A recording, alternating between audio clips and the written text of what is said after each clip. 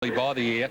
It's not at all painful for the horse, and it just makes her a little more tractable and a little easier to get into the gates, and she's a happy little girl now. Cairns Love now in the stalls. Coming into the gates here is Kalani Boy. And they're getting set quite quickly here. Won't take them too long at all to move in. There's Classic Day coming up. Sport 927's Brian Martin will be your caller. And then after this, the big one, the AAMI Australian Cup, $1.25 million. La Baraka in the blue and gold colours, you can see, is about to move in. Now remember, the barrier 1, occupied by Cairns Love, is against the outside rail here, but expect most of these runners, if not all of them, to veer left as they come out of the gates and head towards the inside of the track, because it's certainly been the quicker part of the going over this racing weekend here at Flemington. We had a wonderful day of racing on Saturday with General Nadeem taking out the Newmarket, returning to form, and of course a great day here with the Cadbury Guineas and the Australian Cup, and it's certainly proven that the inside is quicker. And they're just about right. There's Loafer coming up, Alfie Matthews bringing that horse up, and as the last of them is about to be locked away, and it is the top one in Millwood, now in the care of Lee Friedman, formerly trained by Alan Bell in Sydney, and expect him to be running on at the end. Now they're just about right, one or two a little edgy. Here's Brian Martin for his call. They're set.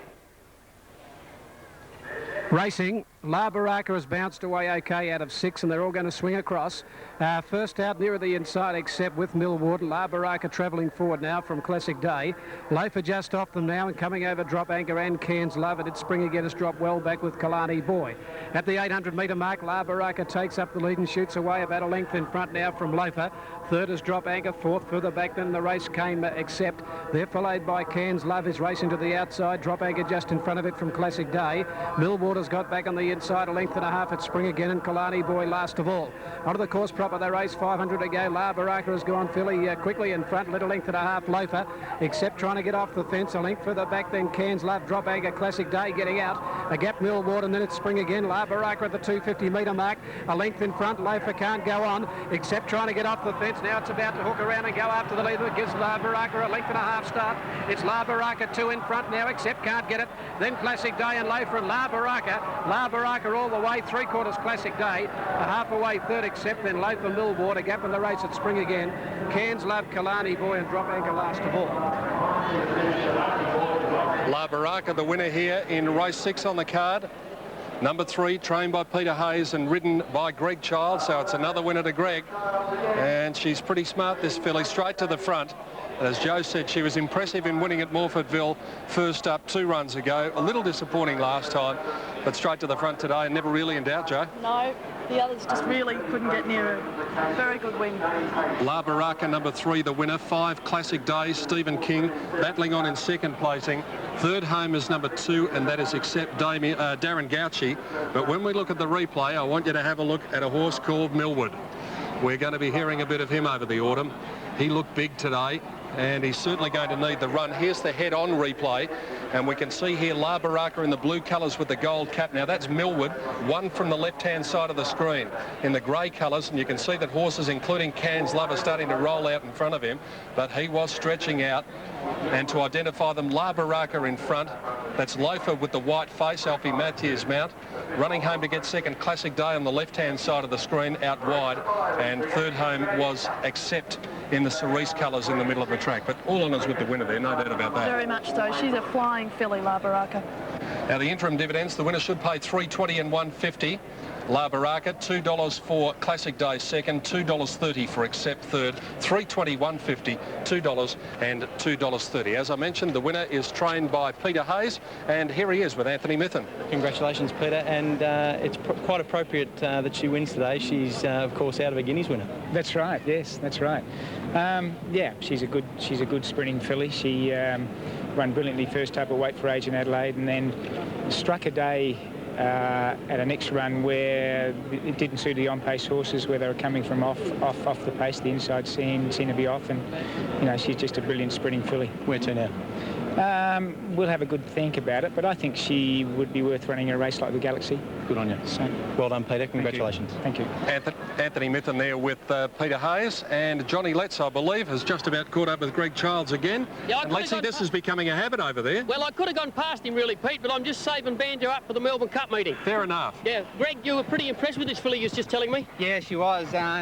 We were going at a pretty good clip all the way, but gee whiz, I could feel she was quite strong. She well sat the within length in front, didn't she? And then Yeah. she sort of opened up over the last 200 metres. But like 2 starts ago at Group 3, she won the RNU, and in the last run, well, it was a pretty ordinary run, but today it was never in doubt. Like, she hopped quick, didn't she? She jumped quick, she got into stride quick, and she just felt strong all the way. Peter said, don't hold her up, just nurse her along and just stretch the lead out as the closer we get to the post. I don't know what time you ran, Greg, but I'd say you went pretty quickly. I'd say it was a very fast time.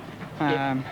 Ideally suited with her just bowling along in front. Yeah, congratulations, Greg, and the show rolls on, eh? Yeah, the show rolls on. You got to ride in the Australian Cup? Second coming. Okay, well, good luck in that, Greg. Thanks, John.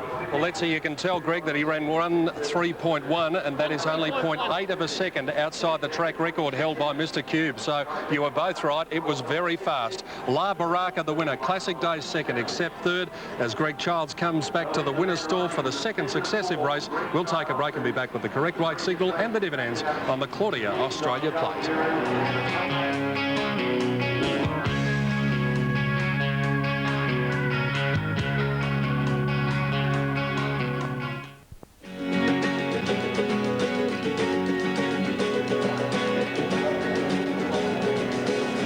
We're back with you at Flemington, and there is the scene just after the start. Isn't that a magnificent shot of the speed that those horses get up to just after coming out of the gates, and La Baraka flying along in the lead, and that was the position she maintained.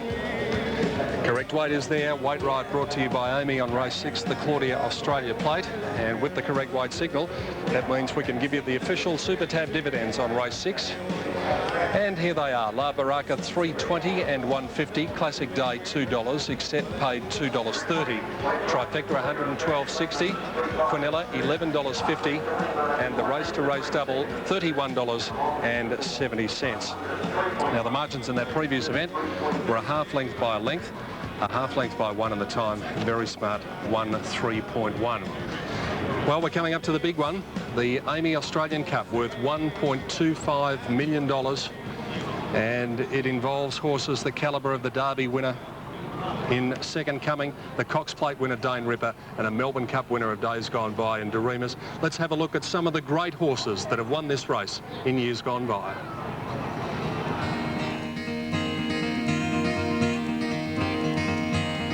It's one of the oldest major events on the Australian turf calendar, having been first run way back in 1863, only 2 years after Archer won the first Melbourne Cup. But it's really in the past 20 years or so, when it became a weight for age event, that the Australian Cup became the domain of the very best gallopers of their time. The gallant grey Ming Dynasty not only won 2 Caulfield Cups, he also tasted victory twice in this great event, in 1978 and 1980. Sandwiched between Ming's triumphs, one of the great modern-day champions, Dulcify, came from nowhere to win in 1979. The horse he beat, also a champion, Manicato. And then that old rogue Hyperno out of the Australian Cup to his Melbourne Cup, when Harry White booted him home in 1981. In his retirement, Hyperno was rewarded for his efforts, lovingly cared for by who else but Harry. The Australian Cup of '87 was memorable for any number of reasons. The clash of the reigning Cox Plate and Melbourne Cup champions, the mighty Bone Crusher, long odds on, versus the handsome imported stallion at Tallac. Bone Crusher's under the whip. At Tallac's a lead for the quarter in front. He's got him beaten, I think. Now Bone Crusher comes at him. At Tallac a half in front. Bone Crusher goes to him. They hit it at Tallac's one of the nose. The photo showed Bone Crusher by an eyelash. The following year, the horse they were calling the modern-day Big Red was there again, pitted against the front-running emerging cult hero, Vo Road. But in one of the greatest upsets in Australian turf history, a 125-to-1 bolter produced the run of his life. 300 to go. They're not going to get this superstar. Vo Road's about 8 lengths in front of Dandy Andy. Bone Crusher can't get to him in Bahrain. At the distance, Dandy Andy's running on. Vo Road's 4 in front. Dandy Andy's getting to him. Vo Road's 2 in front. Dandy Andy's flying. He will get him. Here's a boil over in the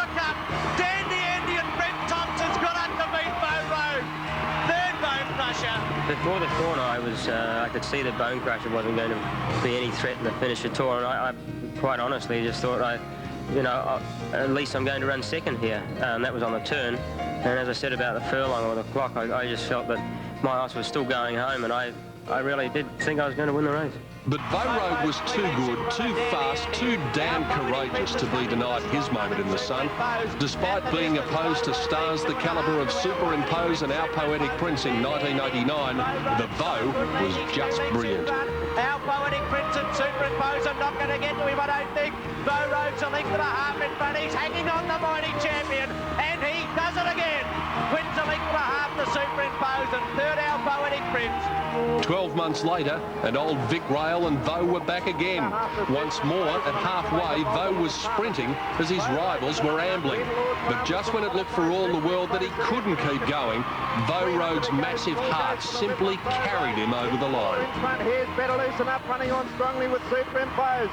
Bow Road to the 250, a length and a half in front. Better Loosen Up is trying to run him down. Here's Superimpose and the Phantom. Bow Road still a length in front. Better Loosen Up can't get him. Bow Road's hanging on, he'll make it back to back. He is a champion. He's done what only champions can do. Could he do it again in 91? He tried, but on this day he was denied a history-making hat-trick by a galloper which was, at his best, practically unbeatable. The champs run to the front, Better Loosen Up and drew away 2 lengths to Beau Rogan. Prince Saleri, Citizen can't go on, but we're seeing one of the great horses of the modern era. Better Loosen Up sprinting away 4 lengths in front of Beau Road. Prince Saleri battling on the outside, but he is a true champion. Better Loosen Up on the Australian Cup fight. In 1992, that wonderful mare Let's Elope added the Australian Cup to her springtime triumphs in the big cup stuff. He's running. Here she comes. Here comes the mare Let's Elope. She's swamping them on the outside at the 300-metre mark. The Melbourne Cup winner Let's Elope has loomed up and taken the lead. Shiva's Revenge battling back on the inside, and then Prince Salieri, but the body mare's drawing away to the roars of the crowd. Let's Elope coming away for a brilliant win in the Australian Cup. Let's Elope trots in. 3 lengths Shiva's Revenge. The time, 2 minutes dead, was the fastest cup ever run. In 93, a Kiwi star was long odds on and entitled to be. Down to the 250-metre car. Here comes Began to cross over on the outside. He's after Fra, and Durbridge began to cross. Prince Saleri in behind them, but Began to cross is level. Began to cross, the New Zealand champion, hit the front of the Australian Cup. It's all over. The Honda Australian Cup goes to Began to cross. Lee Friedman scored his one and only Australian Cup win in 1994. Durbridge looming up on the outside of the 350. Took the lead from Captain Cook. 2 lengths to Fra running on. Mahogany's trying to unleash his sprint, and then Pride of Rancho and Station Hand, but Durbridge dashed away. Inside the 200, Durbridge is well clear. He's 2 lengths in front of Mahogany running on. Then Station Hand and Captain Cook, but Durbridge, a brilliant winner in the Australian Cup. Durbridge does everything right and wins at a length and a half to Station Hand. Mahogany every chance third. Then not even the presence of Melbourne Cup winner Jeune or one of the world's greatest jockeys, Lester Piggott, could stop the trophy going west in 1995. At the 300, Durbridge tackled by Station Hand. Here comes the Melbourne Cup winner Jeune on the outside with Starstruck. Station Hand at the 200 in front. Starstruck and Jeune are getting to it. Starstruck's taken the lead. Jeune's trying to wear it down on the outside. Starstruck just in front. Jeune coming at it. They go to the line, and Starstruck's 1.5 head to Jeune.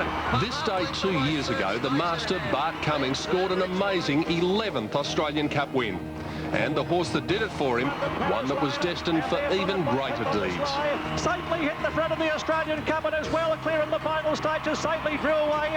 Nothing like a Dane can't go on. People on the sly finishing on, but it's Safely's Australian Cup. Safely wins it well. Nothing like Flemington. The horse likes it, I like it, and I like the prize money. It's all great. And then last year, a huge crowd was on hand, principally to watch one horse, the Big O, Octagonal, racing in Melbourne for the last time. Could a racing fairy tale come true? And could it last of all, 400 metres out in the Cup now. Istedad takes the lead. Juggler down the outside. Octagonal is joining him with a good run. And they're followed by Magnet Bay, and further back Gull City getting up along the inside. Juggler's taken a slight lead. Istedad, Gull City finishing very fast. Octagonal deeper on the track. It's Juggler just in front with 100 metres left to go. Gull City along the inside finishing very fast. Octagonal diving at them. Here's a great go as they hit the line. Oh, very tight Octagonal. Gull City just ahead of Juggler, and Istedad, and a terrific finish in the Australian Cup. Even the hardest of characters had tears in their eyes on this memorable day. And I started to dig my knees right into him. He found that extra neck.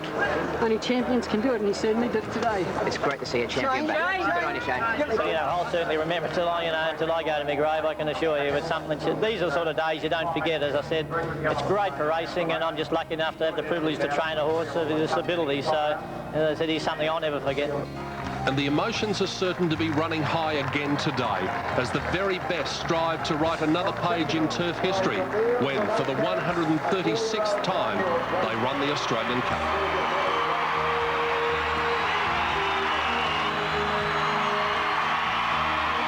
Yes, I was privileged to be here last year to see Octagonal win one of the most emotional days I can remember on a racecourse.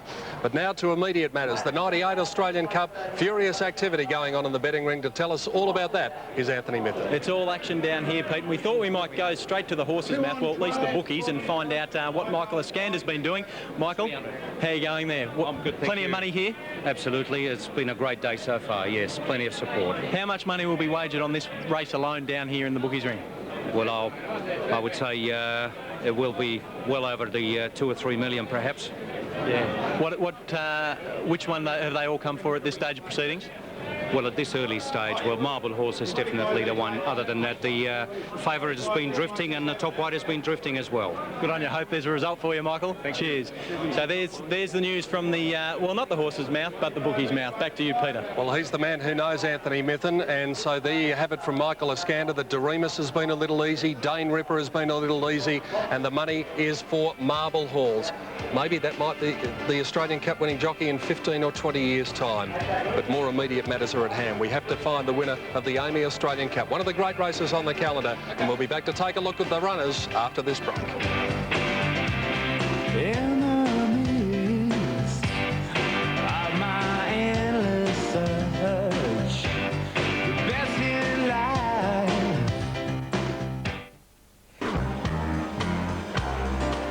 Welcome back to Flemington, and we're just over 20 minutes away from the AAMI Australian Cup of 1998. We hope you're enjoying Network 10's live and exclusive telecast around Australia on this magnificent Monday afternoon in Melbourne, perfect blue skies. Well, a very familiar set of colours is about to go around in the AAMI Australian Cup, the blue and pink hoops that we've seen become so familiar in racing. And they are the colours of Doremus, the top one here in the Australian Cup. They were carried to victory in the Blue Diamond Stakes at Caulfield just a couple of weeks ago. And the man who was wearing them was one of the most colourful characters of the Australian turf, Greg Hall. At 41, Greg Hall remains one of the country's best big race riders, and he intends staying in the top echelon for a few years yet. I'm very, very confident that the next 3 or 4 years, I mean, this may, you know, it sounds hard to believe this, but I think they're going to be my best years, because I just know myself, the way I'm riding since I've come back from overseas, and the way I feel, and I've got a different sort of mental attitude about it all, and you know, I have got, you know, 25, 26 years experience behind me, and I love riding horses. The lovable larrikin says there's only one reason why he'd retire any earlier. I mean, if I win Powerball on Thursday night, Joe, I may be doing another interview with you Friday. It might even change the whole weekend for me, but I mean, that's not probably going to happen. But you never know, it might. The past 6 months have been turbulent for Hall. Late last year, he endured a massive run of outs, 60 rides for no wins. Then there was the emotion-charged Melbourne Cup aboard Doremus. Doremus after Might and Power. Might and Power and Doremus, they hit it. Oh, it's close. Doremus runs. Doremus runs on the outside. Kenny have done it a second time. It's a photo in the Melbourne Cup. Doremus and Might and Power. Wielding his whip in the air, Hall thought he'd won. But 30 seconds later, number 3 popped up in the frame.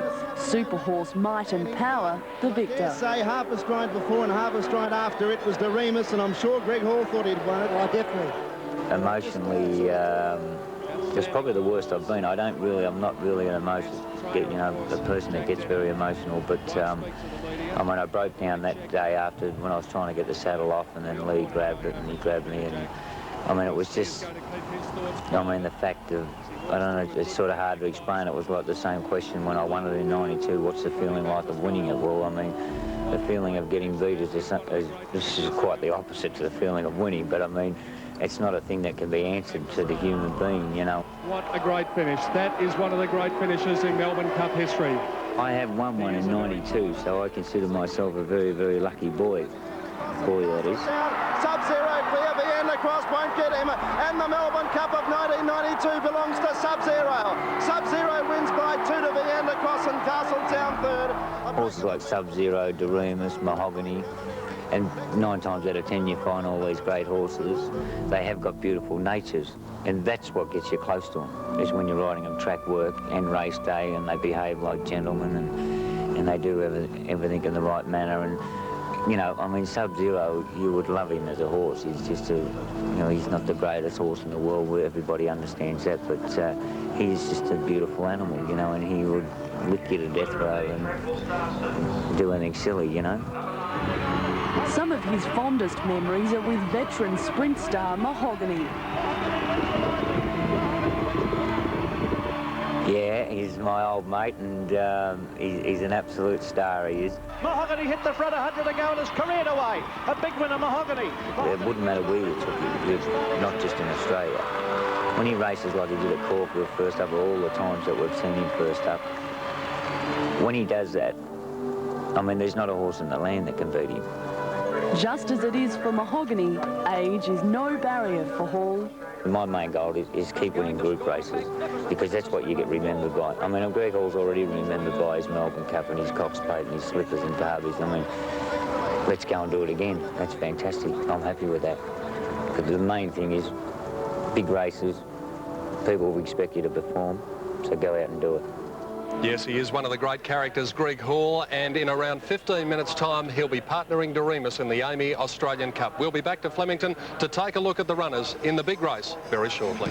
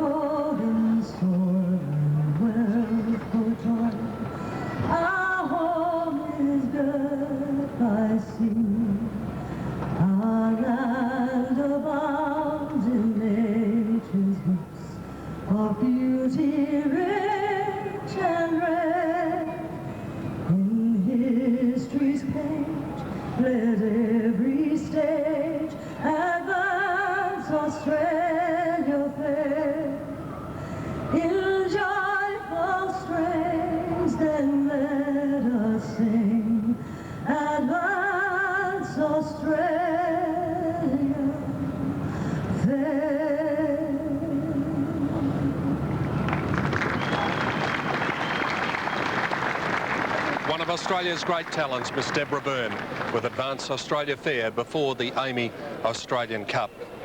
Well, we're getting ever closer to the race, and as Deborah makes her way from the mounting yard, she's going to be joined very shortly by some of the best thoroughbreds in this nation for one of the great races in this country. And Joe McKinnon compiled this preview of track work throughout the week, firstly speaking with Greg Childs about the chances of the Victoria Derby winner, Second Coming.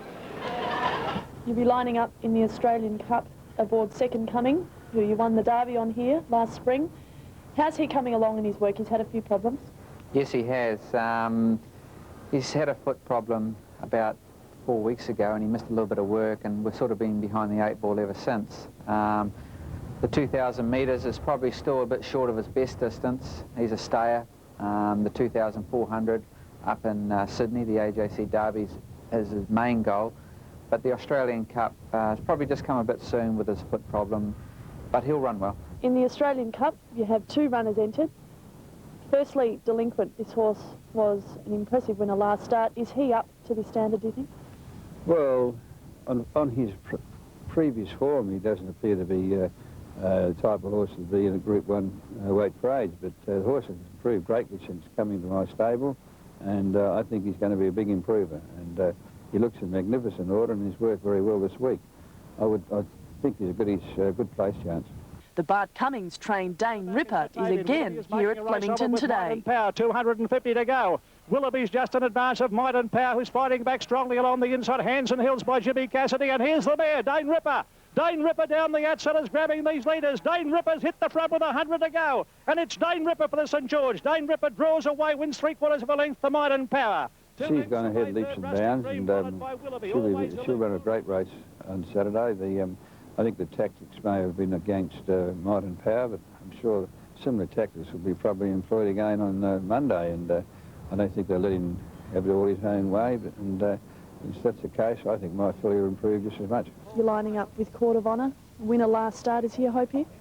Hard to see him beating the two main chances, but it was an exceptional performance at Mornington. I mean, he carried 58 kilos and travelled 4 and 5 wide the whole way, so he may have improved a bit. His European form before he came to Australia was top class, so this is the tester for him tomorrow, but it's, you know, I think we'll be running for the minor prize money. The thoughts of Peter Hayes about the AAMI Australian Cup, and here are the dividends as they stand at the moment on Super Tab. 380,000 in the win pool, almost 220 in the place pool. $6.50 Doremus, 26 Court of Honour. $7.50 Always Aloof, and a bit of a tip here on track. Delinquent 14, Marble Halls $4.40, well in contention. $14 for Rustic Dream, 21 Batavian, 77 He's Regal. The favourite is the Cox Plate winner Dane Ripper at $2.90, and Second Coming is showing $12.70. So there you have them. That's what tote punters have made of it. Willoughby and Might and Power the scratchings, and a field of 10 in this year's AAMI Australian Cup. The trophy valued at $5,000, first prize $812,500, and the winner will join a very elite list of thoroughbreds, as we saw from some of the Australian Cups of days gone by. Speaking of elite thoroughbreds, here's one, Doremus, to be ridden by Greg Hall, trained by Lee Freedman, second in the Melbourne Cup, beaten an eyelash by Might and Power here in November. And Joe, I thought his couple of runs in this preparation, although he finished well back as far as numbers were concerned, weren't too bad at all. Yeah, I tend to actually disagree with you there a little bit. I think he's been a little disappointing. Usually in lead-up races to the longer distances, he tends to run on quite well, but he hasn't appeared to have done that as well this time in, so that has to be a query on him in this race. I think you're marking him hard because he finished 5 lengths behind Special Dane over 1,400 metres, which is not his distance, and I thought the other run at Caulfield, when he finished only 6 lengths behind Dane Ripper in a race that wasn't run to suit him, I reckon he's in there with a chance today. He's just too good to leave out. Court of Honour, on the other hand, number 2, I think has got the job ahead of him. He has, though he was a very impressive winner in the Mornington Cup last start. He raced very wide and managed to win, and I think that's a performance that we can't look past in this race, though he has been disappointing when he's lined up against these top liners in the past. Yeah, a bit of a difference here in quality. Number 4, Always Aloof. Shane Dye takes the ride for Lee Freedman. Now, one important gear change, as we spoke to Lee earlier. Blinkers on for the first time, and that could make a big difference. I think the horse obviously does need a bit of sharpening up, and obviously the blinkers are going to help. It's the first time in his career that he has raced in blinkers, so that's sure to be a minor bonus here. The horse's runs this time in haven't been too bad at all. He's looking for a little bit more ground, and I think today he'll be suited to it. Yeah, I think he'll still need to improve a bit, Always Aloof, but the blinkers might make the difference. 5 is Delinquent now. This is one of Bart Cummings' runners in the race, showing pretty good each-way odds, and ran home nicely to beat Willoughby at Caulfield. This horse is shaping as a very promising horse. There was nothing wrong with his win last start. It was very impressive. He has